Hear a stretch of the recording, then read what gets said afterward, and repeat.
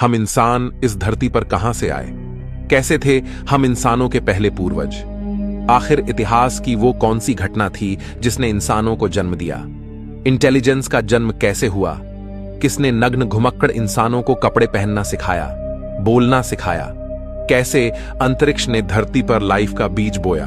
दोस्तों, आज से 3.5 अरब साल पहले पृथ्वी पर एक ही प्रकार की लाइफ थी, यानी सिंगल सेल लाइफ। लेकिन अरबों सालों के थपेड़े खाते हुए आज करोड़ों स्पीसीज धरती पर मौजूद है। हम इंसान 37 खरब से भी ज्यादा बैक्टीरियाज की कॉलोनी है। लेकिन इन करोड़ों स्पीसीज से अलग है हम इंसान, जिसमें भाषा और संस्कृति भी मौजूद है। ऐसे में इतने कॉम्प्लेक्स इंसान की उत्पत्ति कैसे हुई? वो सब चीजें जो हमें इंसान बनाती है, आखिर कैसे नेचर से हमें मिली? कैसे अरबों साल के विकास क्रम ने जीवन को एक नई दिशा दी? चलिए जानते हैं आज के इस एपिसोड में। हमारी पृथ्वी पर 3.5 अरब साल पहले रहस्यमय ढंग से लाइफ पैदा हुई। उससे पहले पृथ्वी पर लाइफ का कोई नामो निशान नहीं था, यानी इसकी उत्पत्ति से लेकर 1 अरब साल तक पृथ्वी लाइफ से सूनी थी। पृथ्वी पर कॉन्शियसनेस पैदा ही नहीं हुई थी।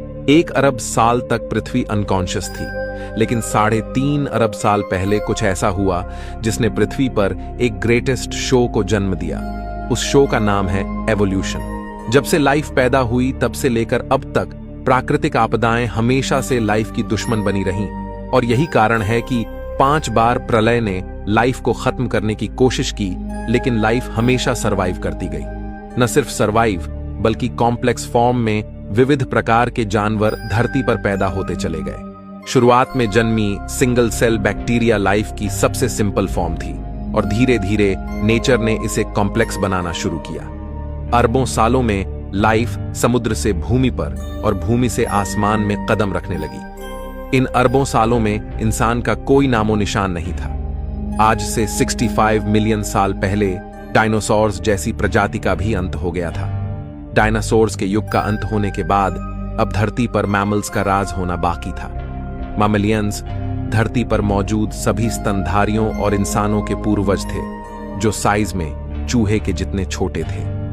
लेकिन नेचुरल सिलेक्शन और एवोल्यूशन के चलते मैमल्स की भी कई अलग अलग प्रजातियां पैदा होने लगी। डायनासोर के मरने के बाद अब धरती मैमल्स के लिए खुला मैदान थी। जो मेमल्स डायनासोर के डर से बिलों में छुप कर रहते थे, वे अब बेखौफ घूम सकते थे। अब वे दिन दहाड़े एक नए एनवायरनमेंट में रहने लगे। अब मैमल्स ने अपनी आजादी का फायदा उठाकर अलग अलग वातावरण में रहना शुरू किया। इस वजह से नेचुरल